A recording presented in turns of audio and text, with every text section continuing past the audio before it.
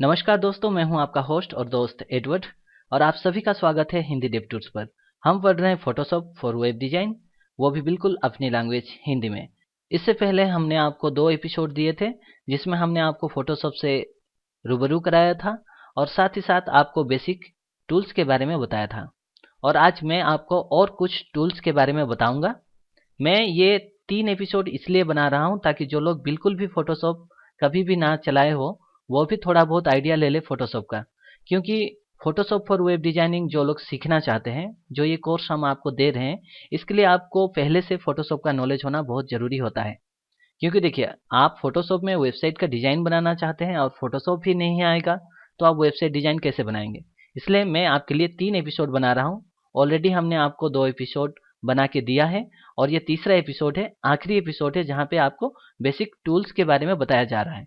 उसके बाद में नेक्स्ट एपिसोड से हम रियल में जंप करेंगे Photoshop for web design course में, जहाँ पे हम सीखेंगे कि फोटोशॉप से कैसे वेबसाइट डिजाइन बनाया जाता है, वायर फ्रेमिंग कैसे बनाया जाता है, फोटोशॉप में ग्रिड सिस्टम कैसे बनाया जाता है, ताकि हम आसानी से अपने वेबसाइट को रेस्पॉन्सिव बना सके। ये सारा का सारा चीज हम धीरे धीरे स्टेप बाय स्टेप अगले एपिसोड से सीखेंगे।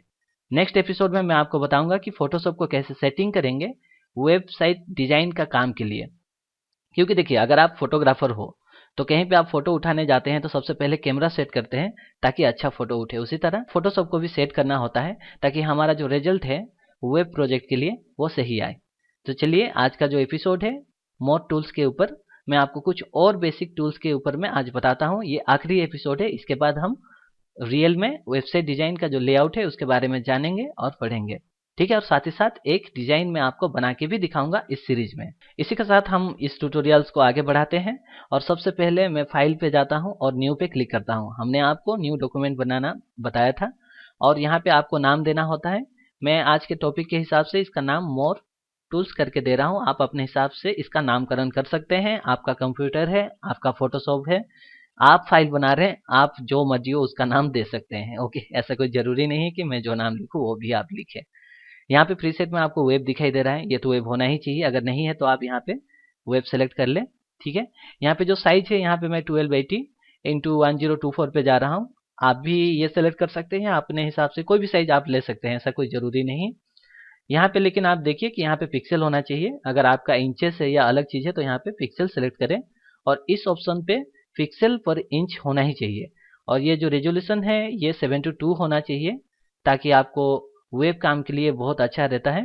ठीक है, ये जो कलर मोड है ये RGB फिलहाल के लिए ठीक है।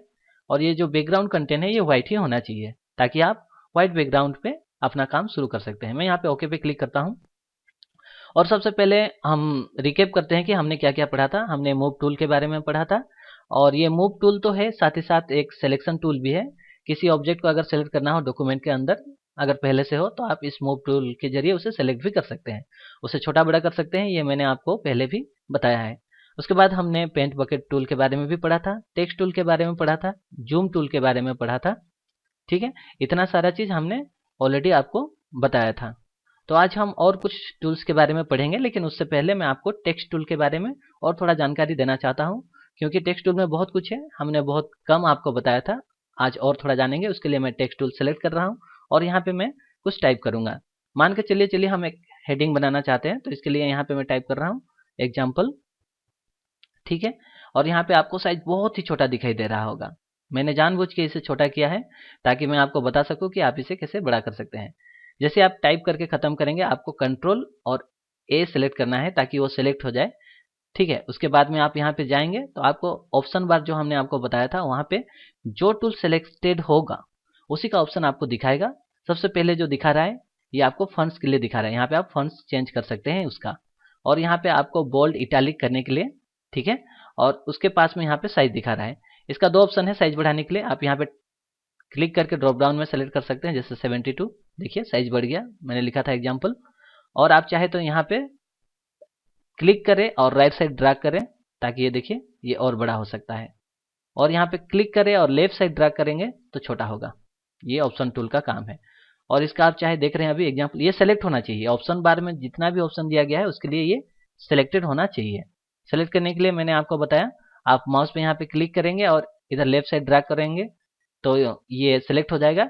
या फिर आप कंट्रोल ए भी करेंगे तो ये सिलेक्ट हो जाएगा। ये जो शॉर्टकट की है इसे जरूर याद रखें, ये बहुत काम का है। इसी के साथ हम आगे बढ़ते हैं और इसका फॉन्ट स्टाइल जो है वो चेंज करके देखते हैं। चलिए एक अजीब सा स्टाइल लेते हैं ताकि ये मालूम चले कि चेंज हो रहा है। एग्जाम्पल के तौर पे मैं ये चीज़ आपको दिखाना चाहूँगा। देखिए आपको अलग ही दिखाई दे रहा होगा अभी फिलहाल।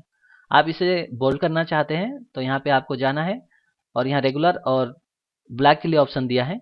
हर फॉन्ट्स के हिसाब से अलग अलग होता है, ठीक है। यहाँ पे देखिए ये चेंज हो गया। और इसका साइज के लिए मैंने आपको ट्रांसफॉर्म टूल, ये जो सिलेक्शन टूल है उसको सेलेक्ट करके आप शिफ्ट का प्रयोग करेंगे और उसे छोटा या बड़ा कर सकते हैं, ठीक है। मैं यहाँ पे इसे रख देता हूँ एग्जाम्पल। और इसे एडिट करना चाहते हैं तो फिर से आपको टेक्स्ट टूल सेलेक्ट करना पड़ेगा। पहले आपने जो भी किया है उसे अप्लाई करना होगा। यहाँ पे मैं इसे अप्लाई करता हूँ, फिर से मैं यहाँ पे सेलेक्ट करूँगा इसे, ठीक है। और उसके बाद में मैं उसी के साथ और कुछ लिखना चाहता हूँ। एग्जाम्पल के तौर पे मैं एग्जाम्पल हेडिंग बोल के, ठीक है, मैं यहाँ पे एग्जाम्पल हेडिंग बोल के लिखता हूँ। फिर मैं ये सारा का सारा सेलेक्ट कर देता हूँ क्योंकि ये जो फॉन्ट्स है ये सारा का सारा कैप्स लॉक मतलब कैपिटल लेटर में ले रहा है, तो मैं ये नहीं चाहता। इसके लिए मैं इसे चेंज करूँगा कोई एक नॉर्मल फॉन्ट्स पे, ठीक है।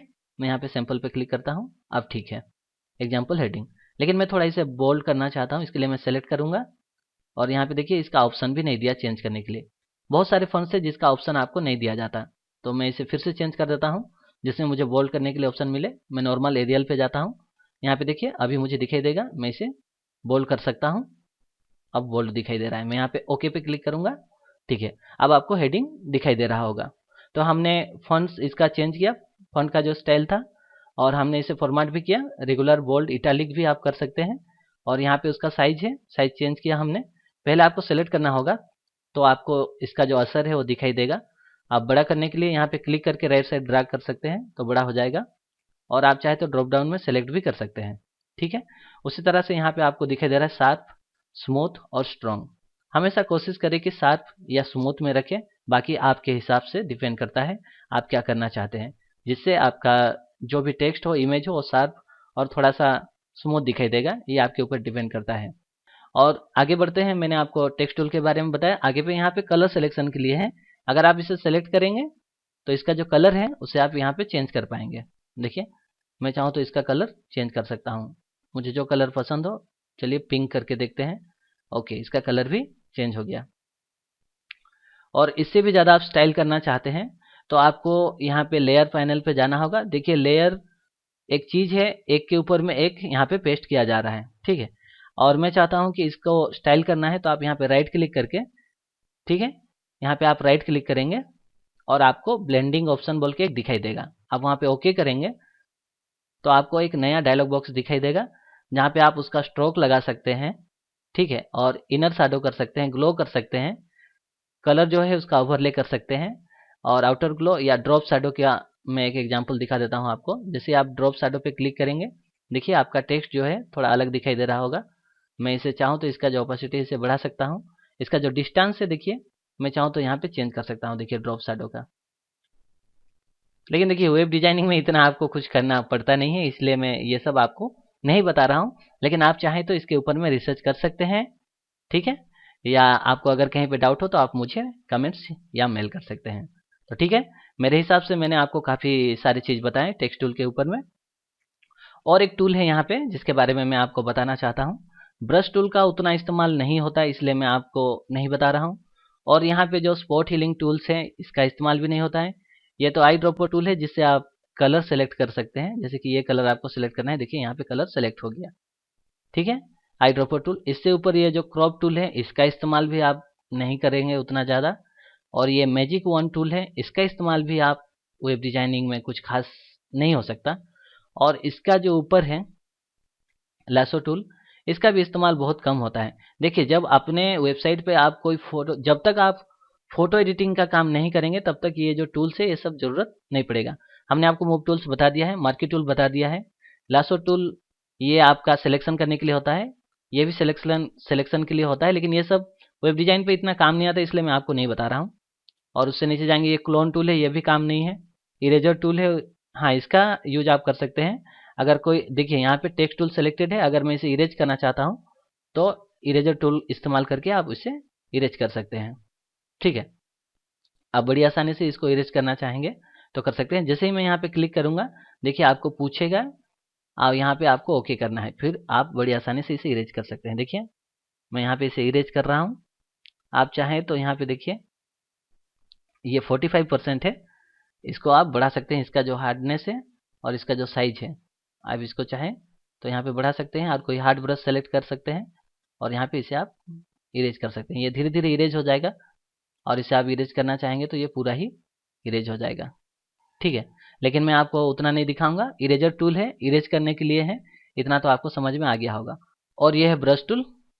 ब्रश टूल का काम नॉर्मल ब्रशिंग के लिए होता है। जो लोग स्केचिंग करते हैं वो लोग ब्रश टूल का इस्तेमाल कर सकते हैं और इससे आप ड्राइंग भी बना सकते हैं अगर आपके पास टेबलेट हो। ठीक है, तो मैं एक नया लेयर लेता हूँ और यहाँ पे आपको ये जो ब्रश साइज है, सबसे पहले मैं ये जो साइज है इसे छोटा कर लेता हूँ ताकि हमारे स्क्रीन पे दिखाई दे। और ये जो हार्डनिंग है इसे मैं थोड़ा बड़ा कर देता हूँ। और ये जो ब्रश का हार्डनेस है, सॉफ्ट ब्रश चाहिए, हार्ड ब्रश चाहिए, मैं हार्ड ब्रश ले लेता हूँ। ठीक है, ब्रश के ऊपर में हम ज़्यादातर आपको मैं नहीं बताऊंगा। ब्रश से आप देखिए इस तरह से पेंटिंग बना सकते हैं आप स्ट्रोक करके।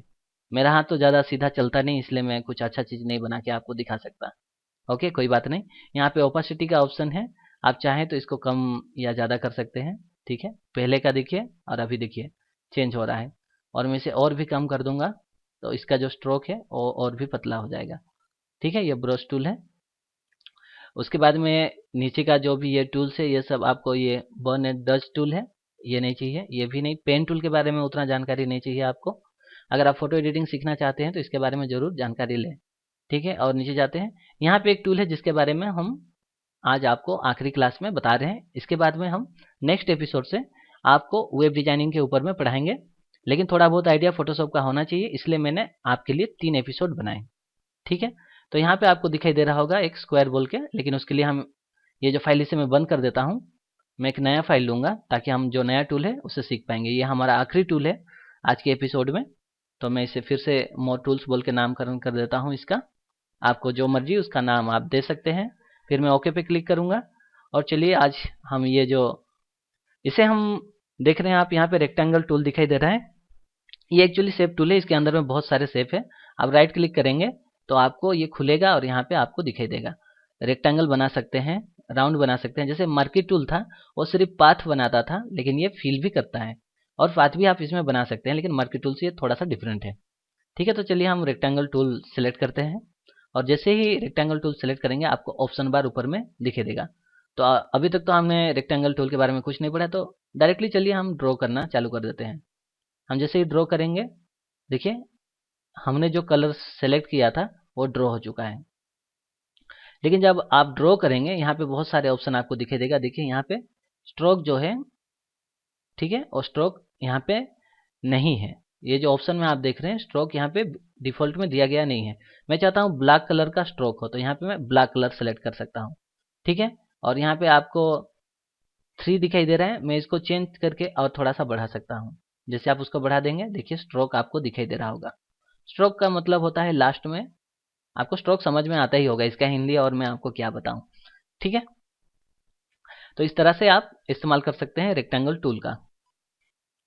ठीक है, मैं इसे अंदर कर देता हूं। क्लिक करने से यहाँ पे भी छोटा मिनी ऑप्शन टूल है। ठीक है, उसके बाद में हमने रेक्टेंगल तो बनाया, अब चलिए हम एक सर्कल बनाते हैं। तो यहाँ पे इलिप्स टूल का इस्तेमाल करना पड़ेगा आपको।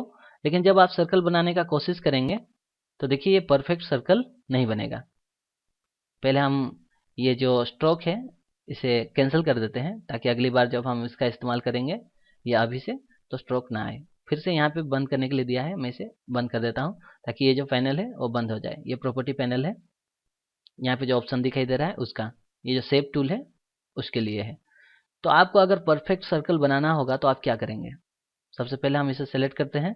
देखिए मैं मूव टूल पे सेलेक्ट कर रहा हूँ, मैं इसे डिलीट कर देता हूँ क्योंकि मुझे थोड़ा स्पेस चाहिए। ठीक है, तो चलिए मुझे एक परफेक्ट सर्कल बनाना है, तो उसके लिए मैं इलिप्स टूल लूँगा।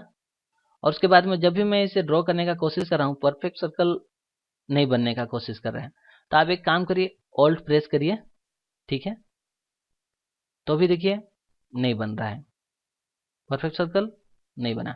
तो एक काम करते हैं हम शिफ्ट प्रेस करते हैं और देखिए अभी आपको परफेक्ट सर्कल दिखाई दे रहा होगा। आप शिफ्ट अगर क्लिक करेंगे तो आपको परफेक्ट सर्कल दिखाई दे रहा होगा। अगर मैं इसे छोड़ दूं तो देखिए पूरा परफेक्ट सर्कल बनेगा। तो जब भी आपको परफेक्ट सर्कल बनाना हो तो आप शिफ्ट का प्रयोग करें और आसानी से अपना परफेक्ट सर्कल बना लें। मैंने आपको शेप टूल्स में दो टूल्स के बारे में बताया, यहाँ पे रेक्टेंगल टूल्स और यहाँ पे इलिप्स टूल, और उसके बाद में पॉलीगोनल।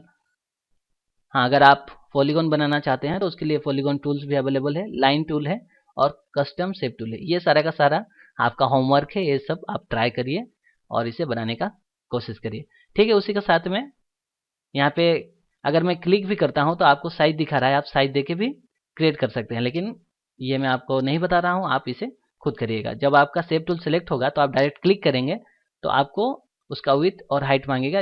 अगर मान लीजिए मैं इसे ओके कर देता हूँ तो अपने आप वो एक क्रिएट कर देगा। देखिए यहाँ पे क्रिएट हो गया। आप ऑटोमेटिक क्रिएट करा सकते हैं या फिर आप चाहे तो खुद कर सकते हैं। उसके बाद में आपको मूव टूल का इस्तेमाल करना है। अगर आप कोई चीज़ को सजाना चाहते हैं तो उसके लिए मैं यहाँ पे इसे रख देता हूँ और ये जो छोटा वाला है और यहाँ पर मान के चलते हैं कोई हम लोगो बना रहे हैं, ये यहाँ पर, और ये जो छोटा वाला है इसे मिला के यहाँ पे रख देता हूँ। ये हो गया बिल्ली का पैर, बन गया एक छोटा सा डिजाइन कोई बात नहीं। तो दोस्तों इसी तरह आप ये जो जितने भी यहाँ पे टूल्स दिए गए हैं इसका आप खुद ही हिट एंड ट्रायल मेथड करके इसके बारे में सीख सकते हैं। और कुछ ही दिन में अगर आप नहीं भी सीख पाते हैं तो मैं आपके लिए फोटोशॉप का एक नया ट्यूटोरियल्स लेके आऊँगा, जिसमें जो लोग नॉर्मली फोटोशॉप का फंडामेंटल जो कि फोटोशॉप नहीं जानते हैं वो सीखेंगे। लेकिन इस कोर्स के दौरान मैं और आपको बेसिक टूल्स के बारे में नहीं बता सकता। और ये सब हमारे एपिसोड सीरीज का ट्रेलर समझिए और पिक्चर अभी बाकी है। तो अगले एपिसोड से हम रियल वेब डिजाइन कैसे किया जाता है फोटोशॉप में वो सीखेंगे। उसके लिए सबसे पहले अगले एपिसोड में हम अपना फोटोशॉप को सेटिंग करेंगे और अपना जो वर्क स्पेस है, यहाँ पे हम इसेंशियल पे काम कर रहे हैं लेकिन हम अपना एक कस्टम सेटअप करेंगे और उसी पे हम लोग काम करेंगे। इसी के साथ मुझे उम्मीद है कि आपको ये ट्यूटोरियल्स अच्छा लग रहा होगा, और अगर आपको हमारा वीडियो अच्छा लगता है तो आप हिट जरूर करिए लाइक बटन को और हमारे वीडियो को शेयर करिए। मैं आपका होस्ट और दोस्त एडवर्ड। बाय बाय दोस्तों।